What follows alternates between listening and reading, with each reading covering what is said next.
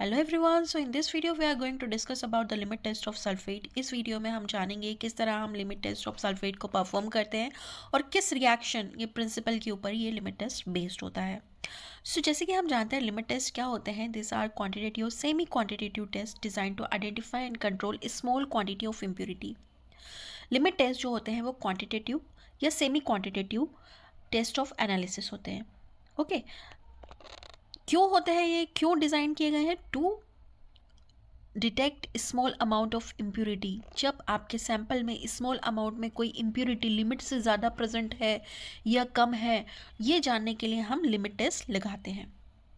Okay so principal जो है, अगर किसी सैंपल में सल्फेट के आयंस प्रेजेंट हैं, सल्फेट प्रेजेंट है और अगर वो लिमिट से ज़्यादा प्रेजेंट है, ओके तो हम उस सैंपल को फेल कर देते हैं। हमारे फार्माकोपिया ने एक लिमिट डिसाइड कर रखी है हर इम्प्योरिटी की कि इससे ज़्यादा सैंपल में इम्प्योरिटी नहीं होना चाहिए। तो सल्फेट का जो प्रिंसिपल है वो ये है कि sulphate ion of the sample react with barium ion. Okay sulphate जो है सैंपल के अंदर वो रिएक्ट करता है बेरियम आयंस के साथ to form barium sulphate precipitate. Okay barium sulphate के प्रेसिपिटेट बना देगा और ये जो प्रेसिपिटेट होंगे वाइट कलर के होंगे, इनसॉल्युबल प्रेसिपिटेट होंगे। ओके जिसकी वजह से क्या होगी, टर्बिडिटी कॉज होगी सॉल्यूशन में। टर्बिडिटी मतलब क्लाउडीनेस प्रोड्यूस। ठीक है, इस क्लाउडीनेस को, इस टर्बिडिटी को हम कंपेयर करते हैं with the turbidity of standard solution. Okay if test turbidity is not greater than standard turbidity, अगर टेस्ट सॉल्यूशन की टर्बिडिटी ज़्यादा नहीं है स्टैंडर्ड सॉल्यूशन की टर्बिडिटी से, दो सैंपल हम पास कर देते हैं for the limit test of sulphate. For example this is the reaction.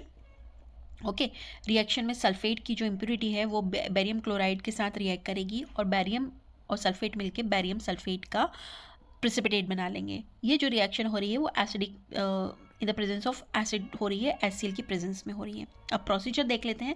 आपको एक नेसल सिलेंडर में टेस्ट सॉल्यूशन बनाना है, एक में स्टैंडर्ड सॉल्यूशन बनाना है। ओके तो सबसे पहले हम टेस्ट सॉल्यूशन बना लेते हैं। आपको क्या करना है, 1 ग्राम सैंपल लेना है, उसको डिज़ोल्व कर लेना है 10 ml डिस्टिल वाटर में। ओके अब उसमें 2 ml आप डाइल्यूट हाइड्रोक्लोरिक एसिड डाल दीजिए, 5 ml बैरियम सल्फेट रिएजेंट डाल दीजिए। ओके अब वॉल्यूम बैकअप कर दीजिए up to 50 ml and stir कर दीजिए and kept aside for 5 minute के लिए उसे रख दीजिए। अब आप सॉल्यूशन के अंदर टर्बिडिटी ऑब्जर्व कर सकते हैं और उसे कंपेयर कर सकते हैं स्टैंडर्ड सॉल्यूशन की टर्बिडिटी के साथ। ओके अब दूसरे नेसल सिलेंडर में हम क्या बनाएंगे, स्टैंडर्ड सॉल्यूशन। ओके जो फार्माकोपिया ने हमें प्रिस्क्राइब किया है कि आप इतने % का स्टैंडर्ड सॉल्यूशन बनाइए। ओके कितने % का, 0.1089% weight by volume standard solution लेना है हमें पोटेशियम सल्फेट का। उसका 1 ml आपको लेना है। ओके नेसल सिलेंडर में डाला, 2 ml आपने डाइल्यूट हाइड्रोक्लोरिक एसिड डाला, 5 ml आपने बैरियम सल्फेट रिएजेंट डाला, देन वॉल्यूम बैकअप किया up to 50 ml, then stir करना है सॉल्यूशन को and kept aside for 5 minute, then observe करना है टर्बिडिटी को। ओके दोनों की टर्बिडिटी को हम कंपेयर करेंगे।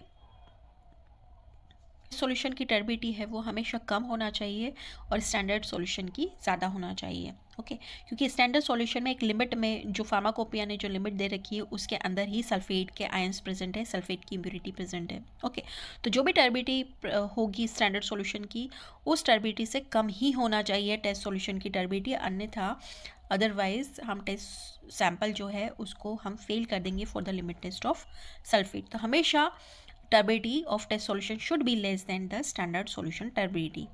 Okay.